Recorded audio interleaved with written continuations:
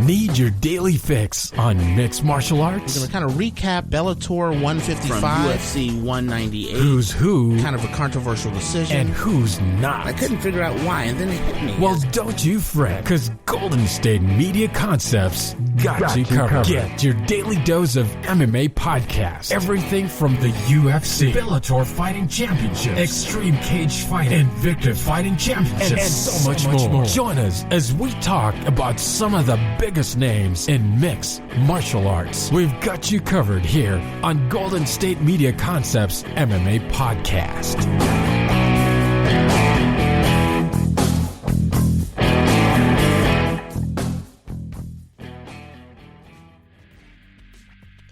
Thank you for tuning into the GSMC MMA Podcast, brought to you by the GSMC Podcast Network.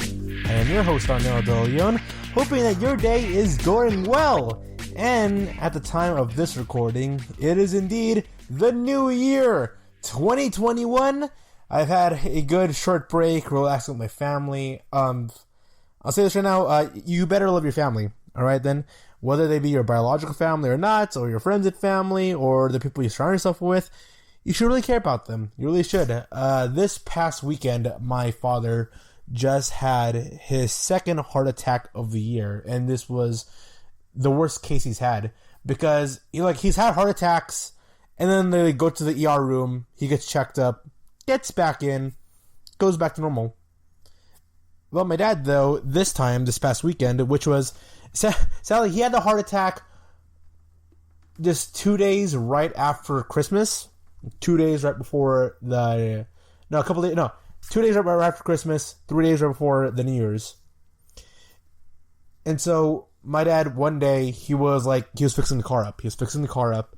And then, his back started hurting, which led to an issue where he started having a hard time breathing. And it led to him going to the ER room, and instead of him being checked in, checked out, within the span of an hour or two, he ends up having an operation where there is now a metal piece of, there's a metal line right now across his chest that was implanted in order to go keep his chest pumping and stuff. It was very scary. It very is. So 2021, also up to 2020. Well, I think in the day of 2021, we also had Casey Jones passing away, who was a Boston Celtics legend. And the day after that, though, we then had Doom, who is this artist, end up passing away. So we've had some people passing away. It ain't no bueno. At the time of this recording, it turns out that Mick Foley, if you don't know Mick Foley, he's just a hardcore legend from the 90s. He ended up being tested positive for COVID. So right now, it feels especially in the past 5 days, where although everyone right now have this peace of mind, we're okay, the COVID 2020, the past is the past, man. Let's go move on to the future. But then boom, boom, boom, just a constant array of things hitting you, and it gets really tough. It really does. So to all of those who are listening right now, say I love you to your mom or to your dad. Say I love you to your family, to your friends and family members, because you never know. It was a shocker for me because I've seen my dad go through a heart attack, and it's surprising to see him go through this severe of an issue that he had to have this metal tube thing inside his chest now. He jokes that he's not Iron Man or robots, but it's very scary. It really is. But that's me. My Christmas was fine. My New Year's was sort of fine. Everything's sort of going back to normal here in Los Angeles. And so, here's one interesting thing about the New Year's. It's that we are not going to have a major Western event happening anytime soon. At least in the States. When I say major Western event, I mean, we're not going to have any Bellator events. We're not going to have any UFC events. We're not going to have even a PFL or even Invicta event happening anytime the next 2 weeks of January, the first 2 weeks of January. So, which leads to, ironically, one championship. I'm trying my best to get into one championships, and I should be a lot more appreciative of one, in the sense that they're putting out events. Not only that, they're putting a constant string of events. So I'll be talking about Collision Course 2 here, and then I will be discussing Collision Course 1 later this week. But Collision Course 2 here is... the reason I'm talking about Collision Course 2 is because it's the event that took place in Christmas, and that feels like... It feels like that would be a Christmas Day card, is where they just unload everything. Kind of like for the NBA, or at least they try for the NBA, in that they perfectly map out that during Christmas Day, you will have the best games, sometimes, or they have the most highly touted teams, or the most important teams participate in this, in their Christmas Day event. So I was thinking, alright then, I want to go and start off 2021, with something fun.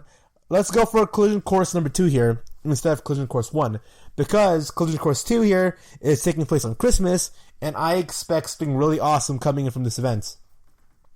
And guess what? In Collision Course 2, I have no clue why it is how it is, but the marketing and the promotion and the production value and the quality of One Championship 2 really does bother me. I don't know, maybe it bothers me because I'm a Westerner. I don't know.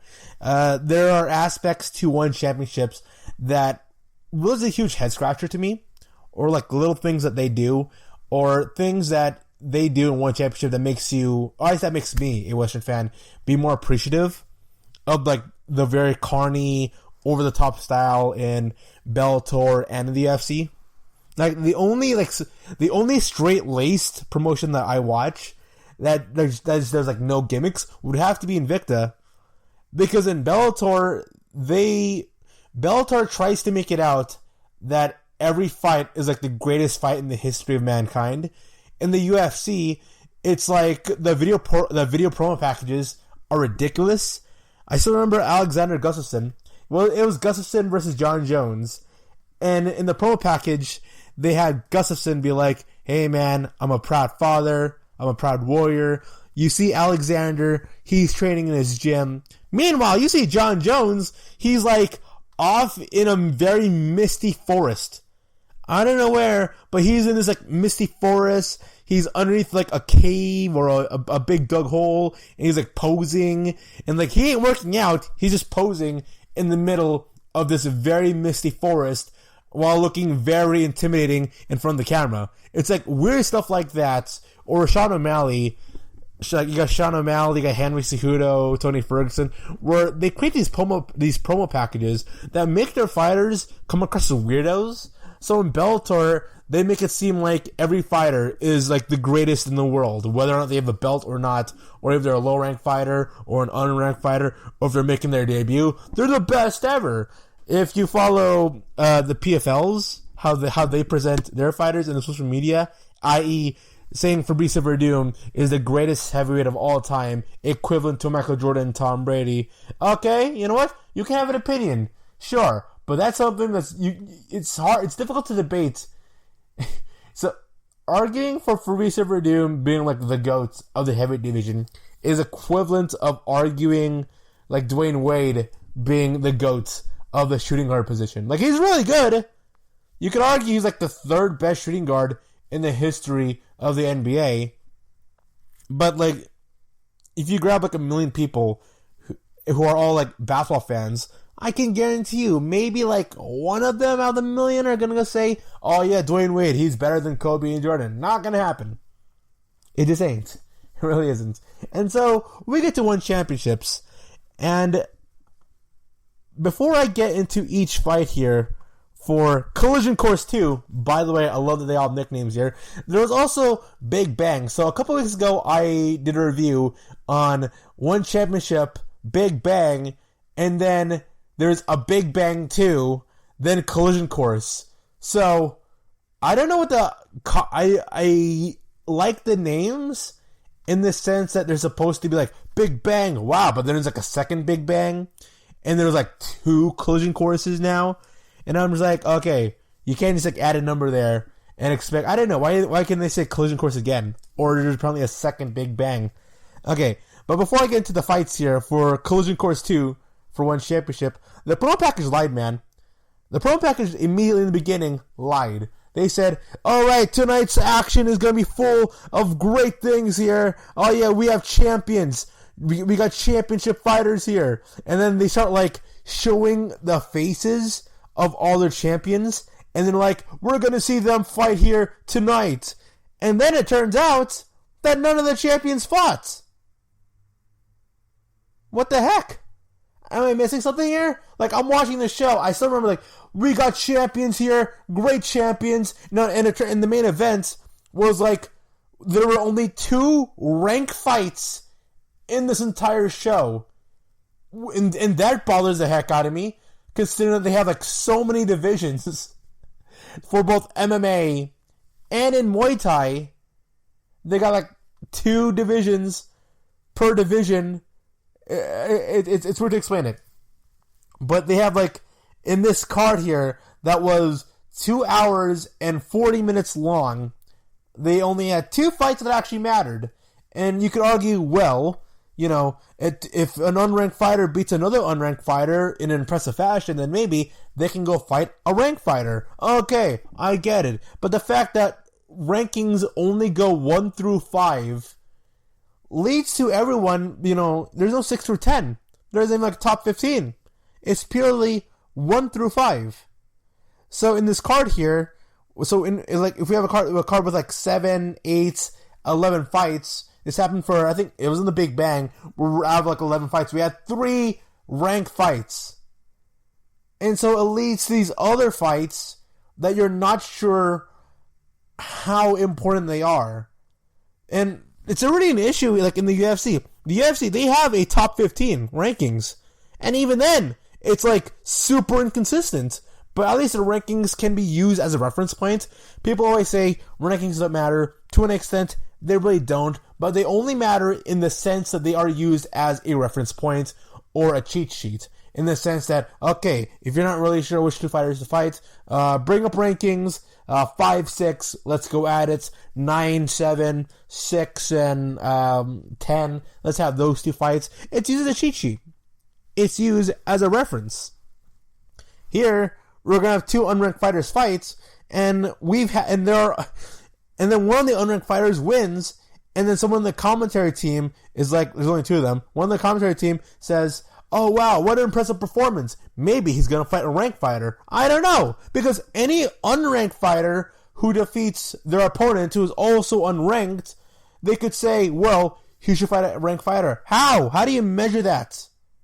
How? Whoever had a more dominant performance? Is that how it is? Because I'm a firm believer that you don't have to dominate your opponent to be the better fighter. If that's the case, then knockout artists who end up knocking out their opponents within a minute and a half are more likely to get themselves up in the rankings than a grappler or wrestler or a submission artist who buys their time and wins typically in the second round. How does that work? Like, it just bothers the heck out of me. You have 2 unranked fighters out there. Okay, let's say there's like 4. There's 4 fights. Okay, so there are only 2 fights here that were ranked. And then there were a couple other fights that were unranked.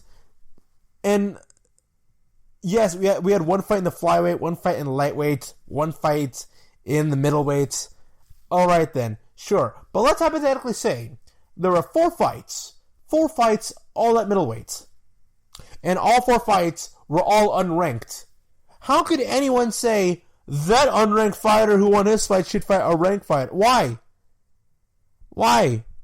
And in all my time watching one championships, I have yet to see an unranked fighter fight against a ranked fighter. I still have not seen it yet. So what's going on here? Especially considering that a lot of these fighters fight once or twice a year. In the UFC's case, we had fighters like Hannah Cyphers fighting 3 times a year. Good on her for doing that. Or was it 4? Oh my goodness. Or like Mackenzie Dern fighting 3 times a year. Okay. But like, what's going on in the rankings here? It's so hard to determine which fights are the important fights, which fights are not the important, what fights are important, what fights are not important. And in many of these one championship events, we're having like fighters debuting. Like we have fighters debuting. Oh, I get it now. Alright. So I understand why they say we have champions fighting tonight. And it's because we had a fighter here named Momotaro, and he is currently a Muay Thai champion, but he isn't a Muay Thai champion and won championships. So technically, he is a champion. And technicalities and stuff like that bothers the heck out of me. You can't call yourself a champion and fight within an organization if you're not the champion in their respective organization. Because by that logic then every Golden Gloves boxer out there or amateur boxer is technically a champion when they go to the pros. It's ridiculous. Absolutely ridiculous. Alright then, so I'm now going to dive deep into One Championship Collision Course 2. I am Arnel De Leon, coming back after the short break here. See you soon.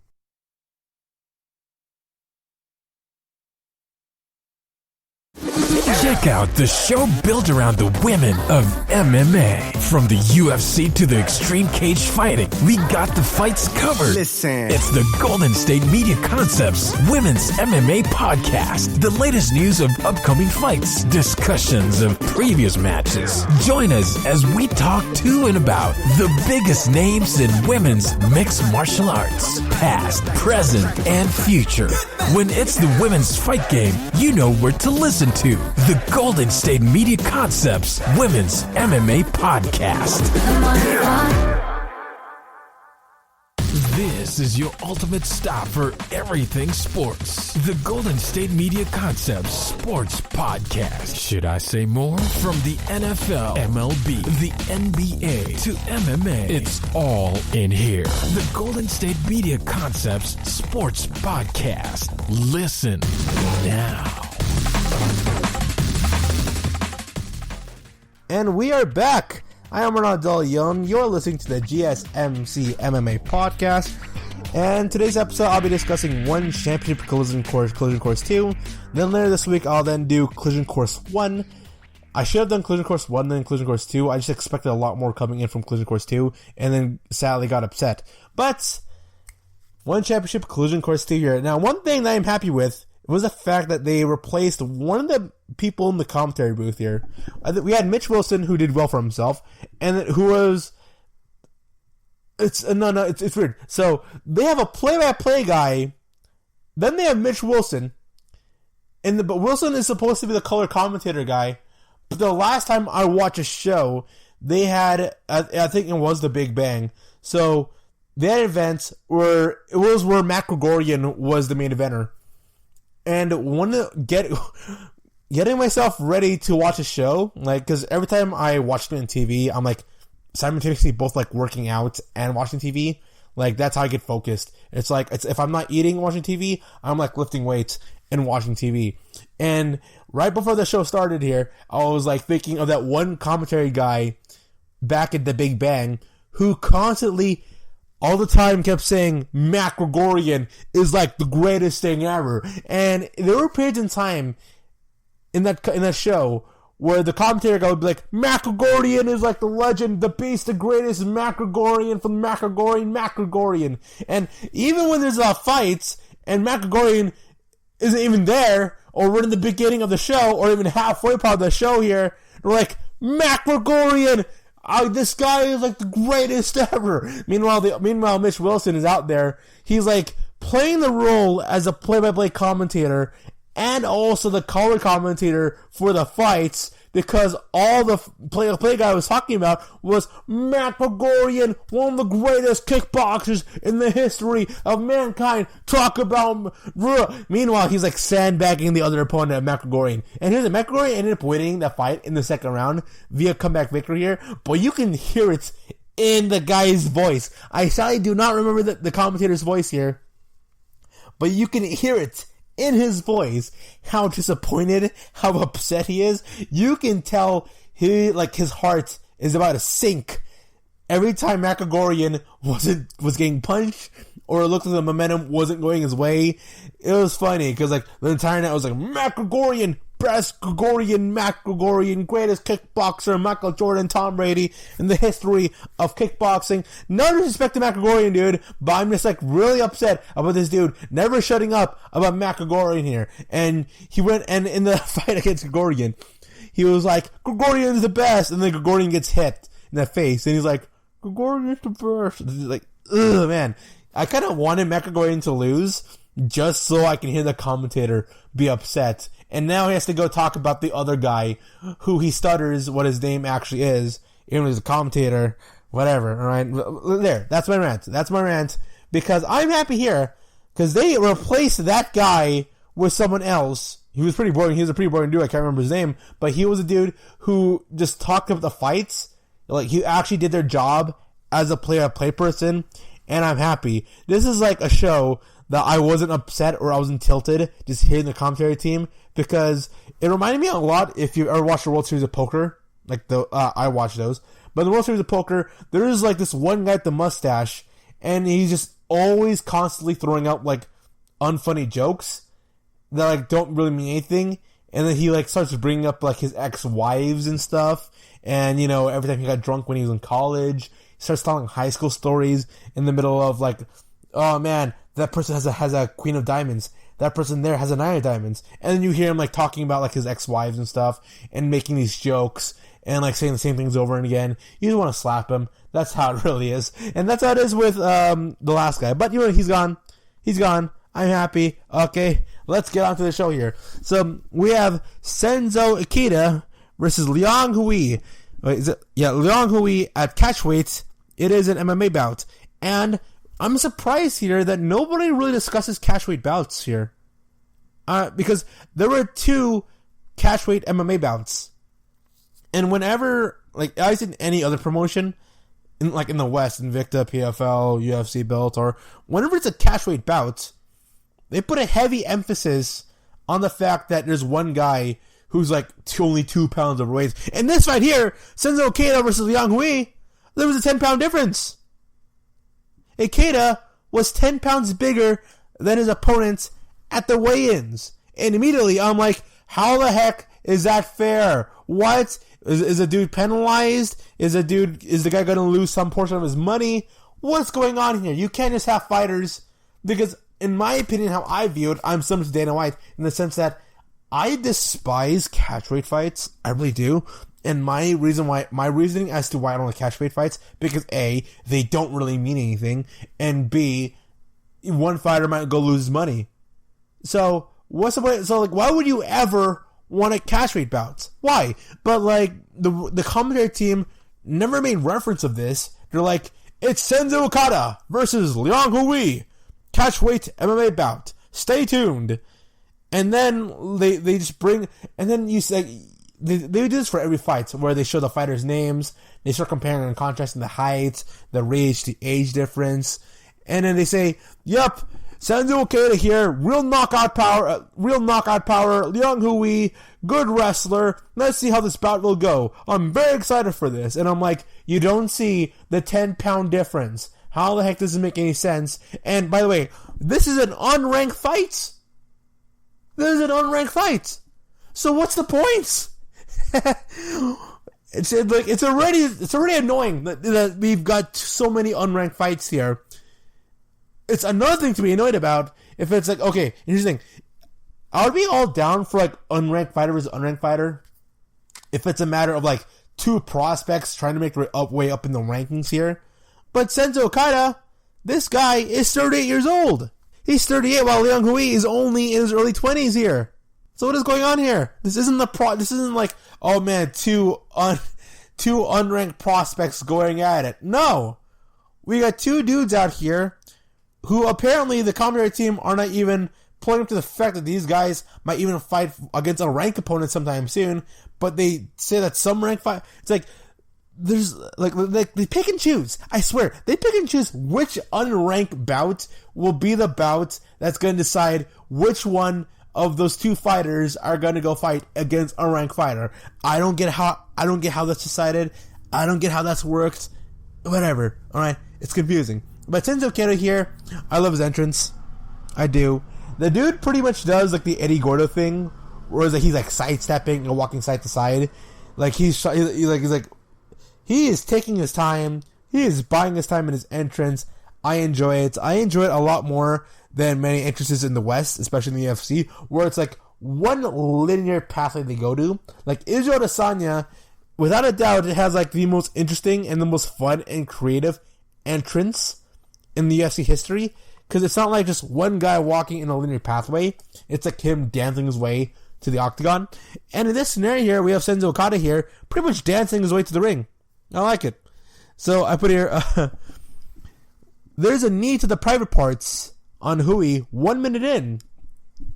And I put here, this is Ikeda striking versus Liang's wrestling. Okay, I think I've discussed this before about MMA bouts in one championships are not decided in a per round basis. It's decided accumulatively. Okay, I'll repeat that. MMA bouts in one championships is not, the winner is not based on who won each round. It's based on who has had the best performance accumulative wise. And I'm like, okay, alright then, so you can be a fighter who won the first 2 rounds.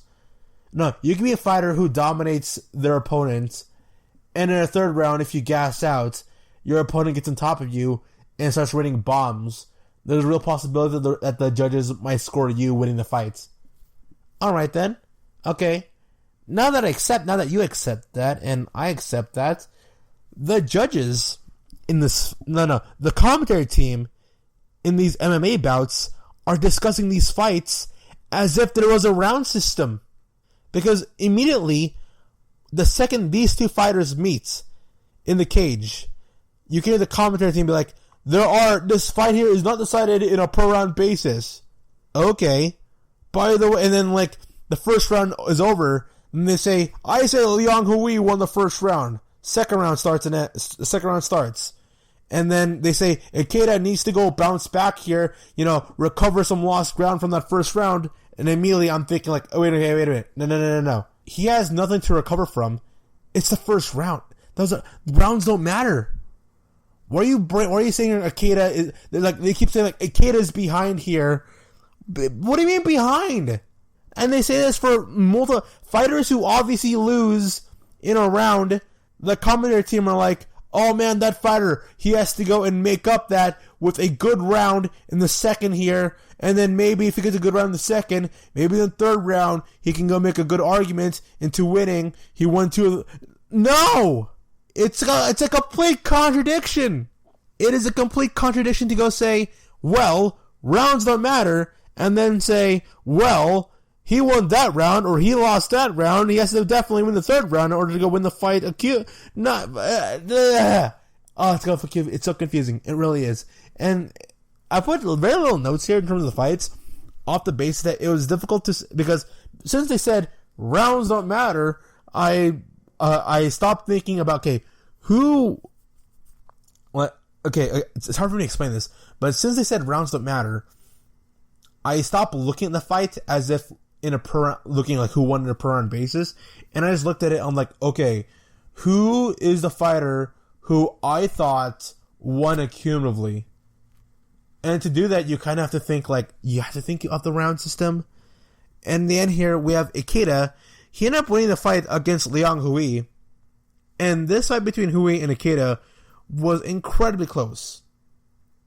It was an incredibly close round. Obviously, Liang Hui won first, Ikeda won second, and it was in the third round to which it was a sense of Liang Hui.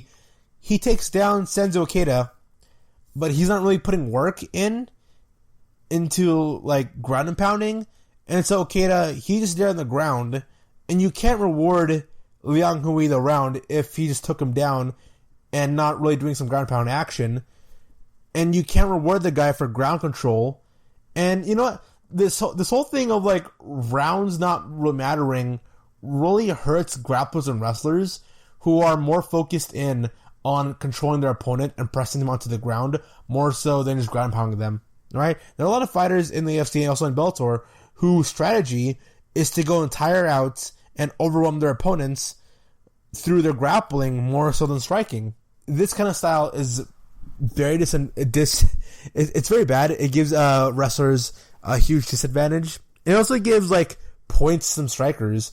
less advantage also, because point system fighters, like fighters who rely on winning the fight pure statistics, because I always say there are two ways to go look at a fight. You can look at a fight through either the fight, you can look at a fight via fight stats and through the eye test here. And through combining both of it with the eye test and the fight stats, then you can decide, okay, who really won the fights. But in this entire show here, we have no scorecards. None. We get no scorecards, and we don't have fight stats. All we gotta think about are the commentary team saying, oh man, that was a great fight there, very equal, very close. And I'm like, yeah, the eye test says it's very close, but what do the fight stats say, okay? Because fight stats, for as much as a lot of people don't like them, it's very useful to use fight stats if there are two very close fighters going at it, because then at that point, it's like a flip of a coin. Like, okay, who really won this fight then? And use fight stats as like the tipping point you use to go and validate on who actually won the fight. And so, Sanzo Keita versus Liang Hui here. This really was a fun fight. It was. Hui, he obviously won the first round, although he got his, he got kneed in the crotch. He had the 1 minute delay. Whatever. Hui ended up taking down Sanzo Keita. In the second round here, Liang Hui's cardio just couldn't measure up, and it led to Sanzo Keita taking advantage of him in the second round. And the third round could have gone either way. The difference between the first round and third round was the fact that while Liang Hui did get the takedown and had more ground control over Keita, he didn't have the same volume of ground pound as he did in the first round. So in the third round, he took him down, but not really working on him from top. And since round by round since like ground control doesn't matter and winning at a per round basis doesn't really matter, the judges say Sanzo Keita won the fight. It was a close bout and a fun opener. You're listening to the GSMC MMA podcast, coming back after the short break here. See you soon. Tired of searching the vast jungle of podcasts? Now listen close and hear this out. There's a podcast network that covers just about everything that you've been searching. Hey! The Golden State Media Concepts Podcast Network is here. Nothing less than a podcast bliss with endless hours of podcast coverage.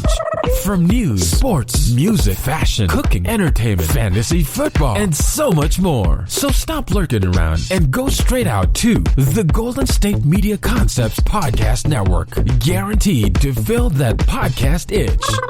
Whatever it may be. Visit us at www.gsmcpodcast.com. Follow us on Facebook and Twitter, and download us on iTunes, SoundCloud, and Google Play.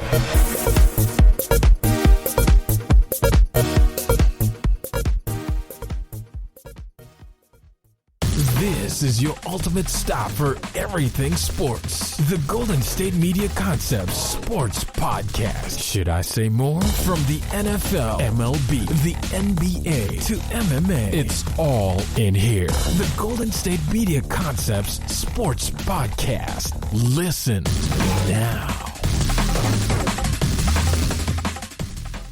And we are back. I'm discussing One Championship Collision Course 2. And the next bout here is a very interesting one here, and this really was, how I viewed it, the most exciting fight of the night. Maybe my monkey brain here likes short fights with quick highlight reel knockouts. That's just me. So this bout here is Raimond Magomedaliev, sorry if I mispronounced his name, Magomedaliev versus Edson Marques. It is a welterweight MMA bout here. Now Raymond over here, he is a member of Eagle MMA. And for those of you who don't know Eagle MMA, it's this like Russian club, and one member of that club, most notably, is Khabib Nurmagomedov. Yeah, the Eagle himself. It's so this past week there have been a lot of reports going on Eagle MMA. I am still puzzled as to how everything, because right now in the UFC, actually, I say not just the UFC, but in other MMA organizations, all these organizations are pretty much packed with talent. They're packed with talent, and they're overflowing. They have too much talent. There are too many fighters, and so it's going to be very interesting to see on what the future is for Eagle MMA and how many fighters or how prevalent will this feeder system be to all these other MMA organizations. But Raimond Magomedaliev here, he ends up knocking out his opponent, Edson Marques, with one good solid right hand. He wins in just under 1 minute and 30 seconds of the first round with the right hand. Very strong performance there by Magomedaliev. And the interesting thing about this is that Raimond over here, he's most notably a wrestler. He's a wrestler first, striker second. And within the first minute, you can kind of tell. There are some fights that you can tell immediately straight up, like in the beginning. If you've ever been in a high school fight or you've seen fights at a high school level, where you can tell based on their posture, or you can tell immediately within seconds of the fight on who actually was the better person here.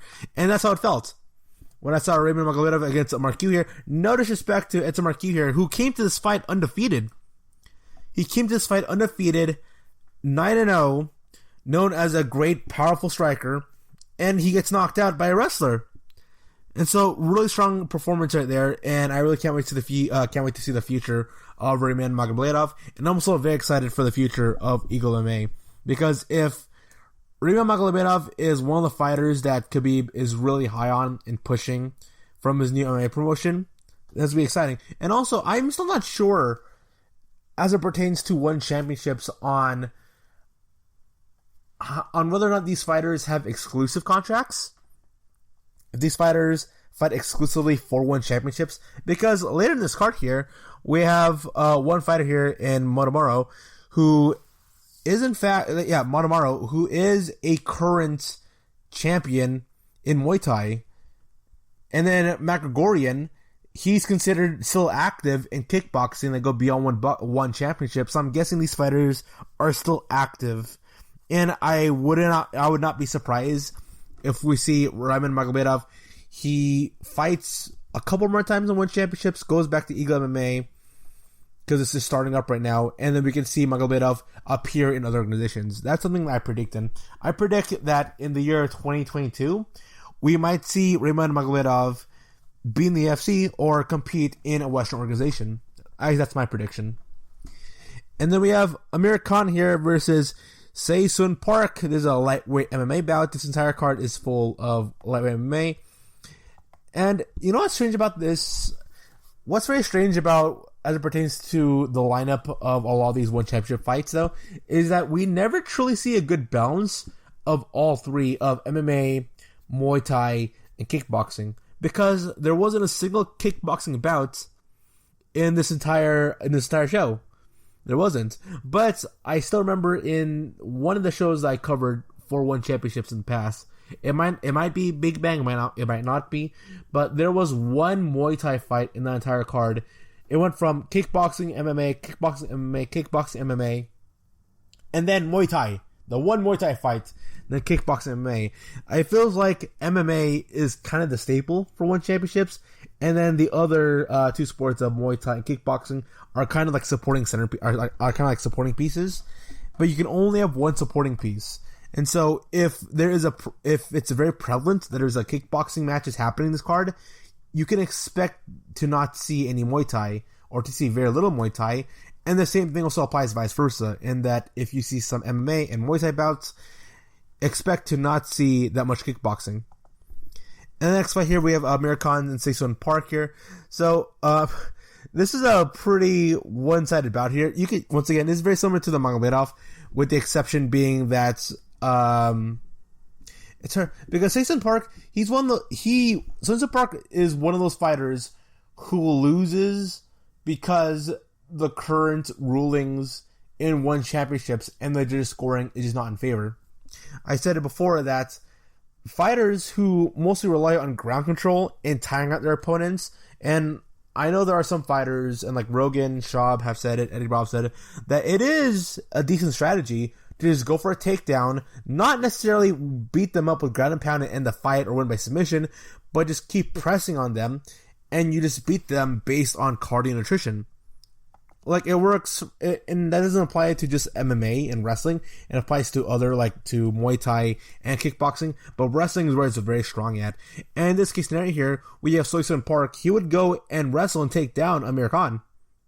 But then, throughout the fight here, it would be you get the takedown, but you're stuck at half guard or at guard for the majority of the time that you're in ground control, and you're not really working your way up from side to mount, or you're not putting Amir Khan in a position that, oh man, dude, like this guy is going to get pummeled, or this guy's in a bad position. No.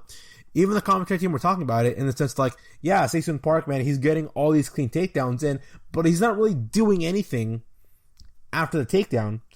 And I would like to see more here's the first part here. So coming up, there's an upcoming women's bout, which is going to be Carlos Esparza versus Zhang Weili.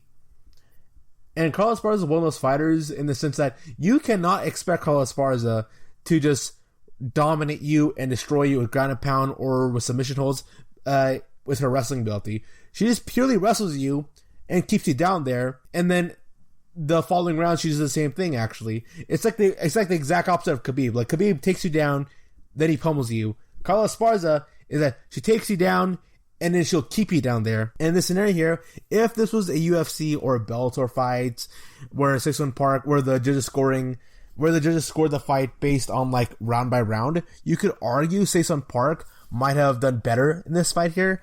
But he didn't do enough to go defeat Amir Khan. Amir Khan ended up winning the fight by unanimous decision, and I agree with that sentiment there.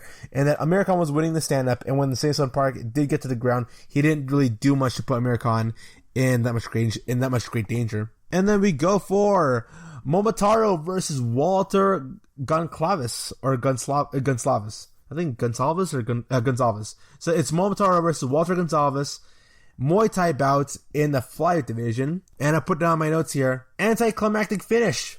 Momotaro wins via technical knockout, with Gonçalves injuring his knee after whiffing a kick in the second round. And so the first round goes by on what you expect a Muay Thai bout to be. I struggle enjoying these Muay Thai bouts, maybe because, like, I don't know, I'm so used to MMA in the sense that if you are able to grab the leg of the opponent and do a leg trip, that's your time to go take advantage. And there are many times in these Muay Thai bouts here where fighters do get leg tripped and the referee just stops them like, no, you can go stand up right now. And it's something that I should get used to. It's weird because I love boxing. I can watch boxing all the time and I'll be really into it though. And I'm never going to be the one to complain like, hey man, why don't you go for a flying knee or for a double leg takedown? And maybe because like in Muay Thai, there are a lot more tools in your striking. And I'm thinking here, like, if you're going to go expand your skill sets to have elbows, to have knees, to be able to work off the clinches, to use forearm smashes, then you might as well go learn and adapt and try to learn the full MMA skill set of wrestling. That's what I believe here. Momotaro was not winning in the first round here. Gonçalves was just anchoring on Momotaro with body kicks. So in terms of sheer volume, who did more was Gonçalves. Momotaro, he was going more of a boxing stance. He was fighting more of a traditional boxing. Walter Gonçalves was doing a mixture of karate and Muay Thai combined, which overwhelmed Momotaro. It was in the second round where Gonçalves, he went for a leg kick, and then he either hyperextended his knee, or through the contact, he just, the knee just buckled out. So it's a very anticlimactic finish. And the way, even the presentation of the show here, where I don't know why they do this, but whenever there's an injury or whenever somebody is hurt, the camera crew or the production crew really emphasize that injury, and there actually is like a long discussion going on what exactly happened here. Instead, it's this weird finish where Gonçalves, he whiffs the kick, then he tells the referee to stop, walks back to his side. Momotaro looks confused, and within the span of, like, I'm not joking, 15 seconds, Momotaro is declared the winner, and we shoot into the next video package. It was so fast. It was really fast, and it really felt awkward. It really did. And then we go to the co-main events of the night here. We have Kairat Akhmetov versus DaHwan Kim. Yeah, it's DaHwan Kim. DHK. Got it. It is a catchweight MMA bouts. Darn it, I don't want to see catchweight bouts. They don't really mean anything. Whoever wins, whoever loses, doesn't really mean much in the sense of the rankings here. You can be a winner in a catchweight bout and not move anywhere, and you can be a loser and you just lose. So really, you're just battling out on like whoever doesn't lose wins. Is a straight. I hate catchweight bouts. I do. I put here. Akhmetov overall just dominates Kim with both great striking and wrestling. This is very similar to Magomedaliev versus Edson Marques here, where okay, you got this guy here. Not only is he a better wrestler, he's also a better striker than you, and he's bigger than you. So, what can you do to beat him? Like, what can you do? And the truth is that there was nothing Kim could do. He just got overwhelmed by Akhmetov here. Really strong performance there. And it was here's the thing. It was a rank fight. It was a rank fight, but it was still a catchweight bout, so it shouldn't matter. But that it is what it is. Ugh. Oh man, it's upsetting. And then we go to the main events, which is Jamal Yusupov versus Samy Sana. Yeah, Sana, right? In Christmas. This is a Muay Thai bout in the featherweight division here. And I am shocked and I am surprised that Samy Sana how he could have possibly thought like, oh man, dude, I could have won that fight. Because it looked obvious that Jamal Yusupov was winning. Like every single round. And here's the weird part about it. So in Muay Thai and kickboxing for one championships, it is scored in a round by round basis. Like in MMA, it's not round by round. It's accumulative. But in kickboxing and Muay Thai, that is not accumulative. And that's round by round.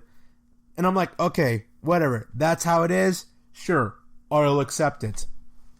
And in every single round here in this Muay Thai bout, Jamal Yusupov, overall, he had a higher volume of strikes, higher volume leg kicks, higher volume of body shots. He was doing a lot more better in angling and finding the right shots and clipping and being a headhunter onto Samy Sana. Samy Sana was able to land some good shots here. And I guess like one of the problems I have with Muay Thai is the sense that it's very hard to tell on who's winning because both fighters are simultaneously like actively working. But in this scenario here, it was very obvious for me, as from my perspective, on who was winning the bout here. In that Samy Sana, he would go land in one body kick or one leg kick. Meanwhile, Yusupov would throw in like a 4-3 or a 3-punch/kick combination here. So Yusupov ended up winning the fight based on the higher volume, based on striking accuracy, and I give the score for him. This was the number 2 ranked fighter, Yusupov, against the number 4 ranked fighter, Samy Sana. So I'm guessing Jamal here, he's going to go and compete for the Muay Thai featherweight title at some point near 2021. That's what I'm expecting. Samy Sana, I'm not sure. Even the commentary team wasn't really sure on what is next for Sana. They did not bring up the rankings after the fight. Like, Yusupov ended up winning the fight, and then they did the interview, and then the show's just over.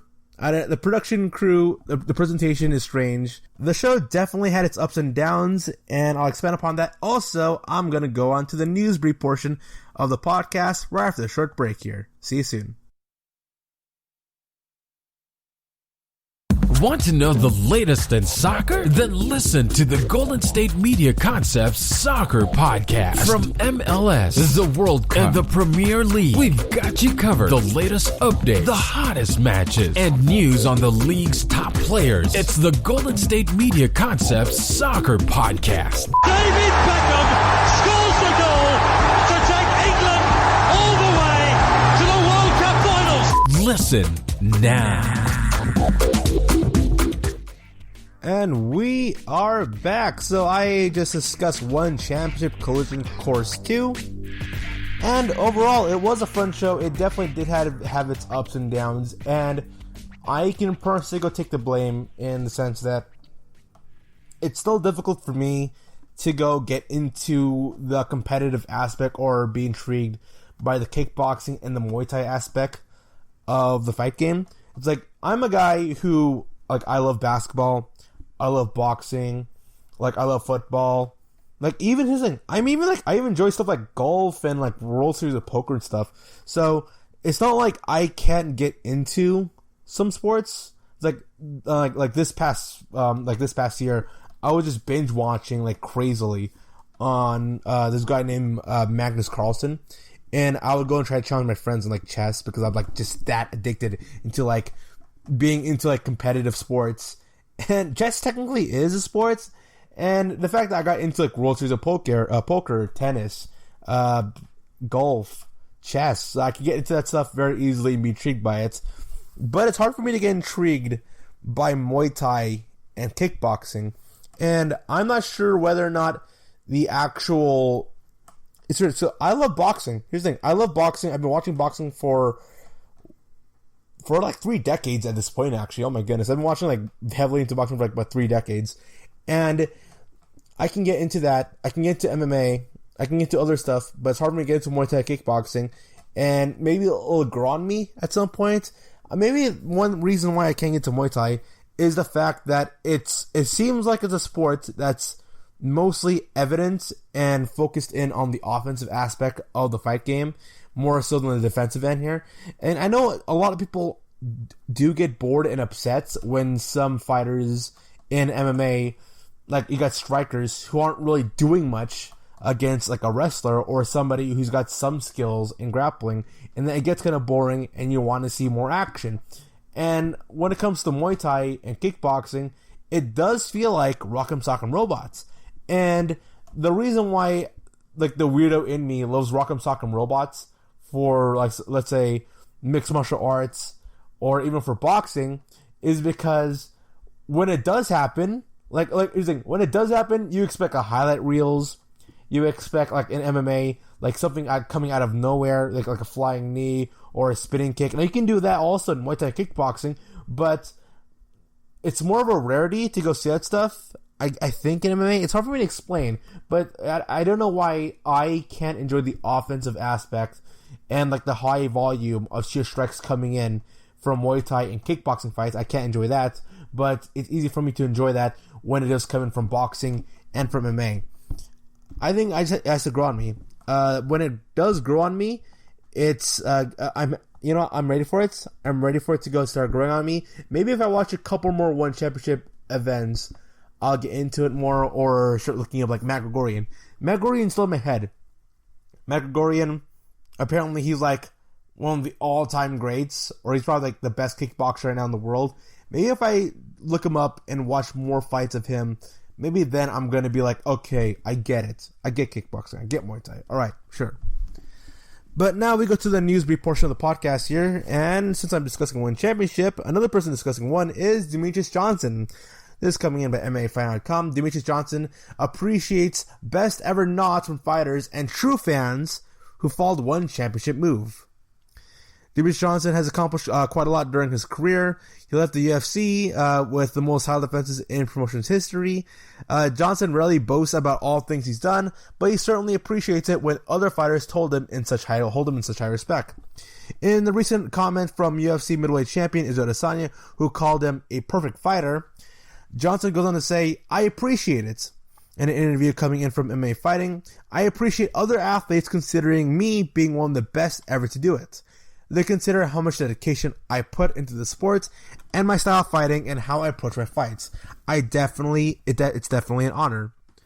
He goes on to say, "Those are true fans. They appreciate," he's alluding to One Championship, to people who watch One Championship. "Those are the true fans. They appreciate the work that I've put in. They want to see how my career unfolds. They're following my journey everywhere I go.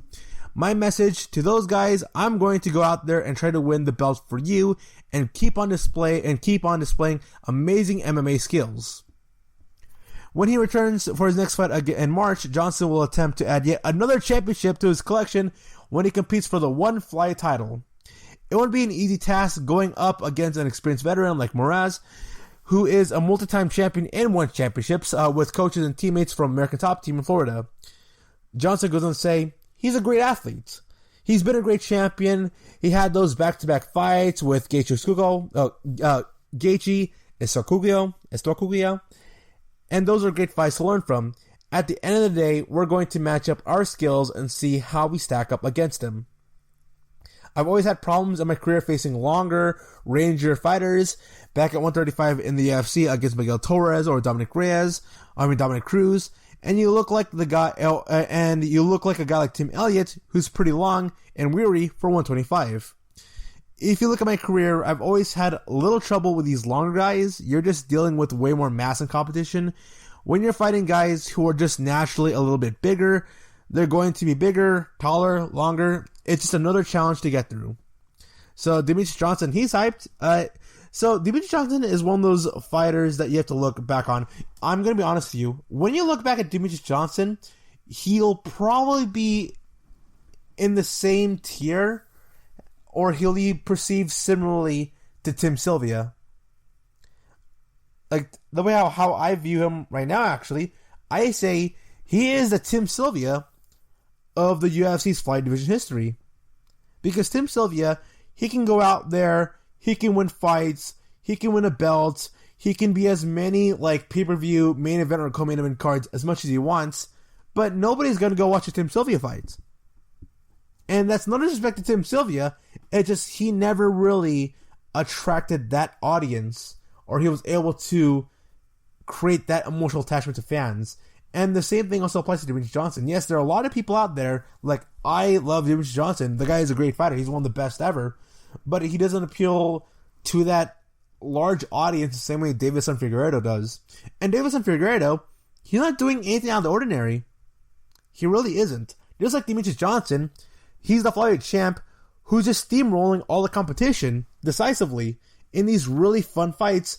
And he just had one of the best bouts of this past year that Dana White himself said it was the best fight in flyweight history. And so I do believe there is a lot of disrespect going in the direction of Demetrius Johnson, and that he believes that he is the best in the world. And he is, without a doubt, one of the best fighters in the world.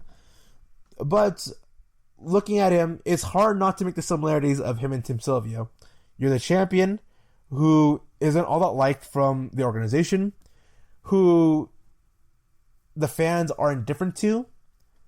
He's a fighter who can go out there and he can go defeat the very best out there, but he just struggles taking that next step into really becoming that superstar. He currently is, he's a star, all right? Like him and Tim Sylvia were stars, but I wouldn't call them superstars, and that's a sad reality as it pertains to Demetrius Johnson. I would like to see Demetrius Johnson come back to the UFC and make another run at it and change his legacy, but right now his legacy is similar to that of Tim Sylvia, and it's sad.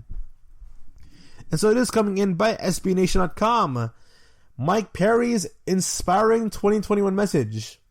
Leave me alone unless you want to give me money. Mike Perry continues to rail against MMA fans, wanting them to keep their insults to Twitter if they know what's good for them. The UFC plans on cutting over 50 fighters as we enter into 2021, but one person whose job is safe is Mike Perry. It's very... Dana White goes on to say, he's always tough and fun to watch. What I really like about Mike Perry, he tried to win that fight. He's fun to watch. I don't know what it means to where he goes into this, but he's a fun fighter. Okay, yeah, he's a fun fighter. So he is in this, okay. So while Demetrius Johnson, he's in the same position as, or he was in the same position as when Tim Sylvia was the heavyweight champion for the UFC, Mike Perry is sort of like the Thiago Alves right now, or he's kind of he's kind of like the Thiago Alves, where he's this guy, he's fun to watch, he's one-dimensional, that is insane, he goes out there, he has these wars, but other than that one instance where Thiago Alves, when he defeated Matt Hughes, where I thought, oh my gosh, Thiago Alves, man, this guy can be a future world champion. They ain't happening for Mike Perry. Mike Perry has a ceiling right now, and I'm saying, and he's right now in the peak of his career. He's right now in the absolute peak of his career, and from what I've seen in his fights, I can't really expect this guy to be able to compete for a title. I just don't. But as I am saying that, Mike Perry goes on to say in his Twitter, I'm not free, I don't have time, I don't want to talk, don't care what you have to say. I am not taking a picture. Don't ask how I'm doing. Please leave me alone unless you want to give me money. Then just give it to me and then you can ask your question. I don't care. The fans suck. People suck. They crowd your space. They talk trash behind your back. They offer nothing but a waste of time. I like to be left alone with my little family, and that's all I want. I'm just tweeting these to tell y'all to mind your manners. you're all rude. And then, oh my gosh, he continues, oh my goodness, oh my goodness, oh my goodness, oh my goodness. See, as I am scrolling down right now, actually, it's this long list of things he puts down on Twitter. In the end, he just says, the fans don't pay us, the company's endorsements do. The money is already on the contract. My real fans know what I'm talking about, and they watch out of love. The rest of y'all just salty.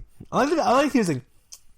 I always enjoy that the carny aspect of MMA fighters. It's like, they are so, I get it, I understand it. Like, making money in mixed martial arts is very difficult. All right, then. Many would say that they're underpaid. I say that they're underpaid, but it's so interesting to me. Maybe because like I say is that I studied in Northern California in the Silicon Valley, where I have friends and I know many people who, in their early 20s, in their early to mid 20s, are making so much bank, and they undersell how much money they make.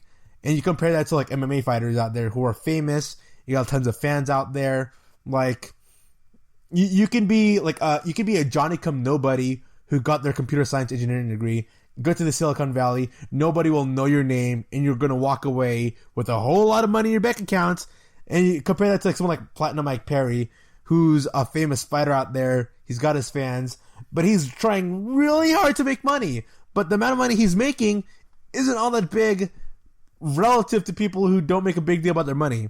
I don't know, the carny aspect of MMA is something that I always enjoy, and it's something that hopefully doesn't go away.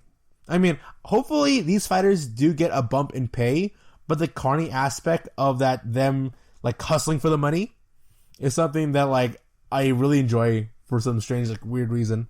And so to end off the podcast here, it was announced recently that from Dana White, when he was doing an interview with the Schmo, he announced that Michael Chandler will fight Dan Hooker on UFC 257. Now, for the UFC 257 card here, main event, we got Conor McGregor versus Dustin Poirier, Jessica Ai versus Johan Calderwood, Marcin Pacino against Khalil Roundtree Jr., Marina Rodriguez against Amanda Ribas, which I believe could potentially be the fight of the night with Rodriguez and Amanda Ribas, Brad Tavares against Antonio Carlos Jr., Matt Favola against Ottoman Azazar, and then Shane Burgos versus Hakeem Dawada. So this, and also we also got Michael Chandler versus Dan Hooker, and then Julia Pena versus Sarah McMahon is currently on the works. But yeah, it's strange that the first UFC pay-per-view card of the year, which is going to take place at Flash Forum in Abu Dhabi in January 23. There's not going to be title bouts. No title is on the line. There are rumors out there that McGregor versus Poirier will be for the lightweight title because Khabib, he's right now MIA. So, will it be for a title? I could see it. Might be for an interim title. But I think Dana White is still open to the idea of Khabib coming back and becoming a fighter. I don't think it's going to happen. And if there's any fight that makes the most sense to be title fights, it would be this one between McGregor and Poirier.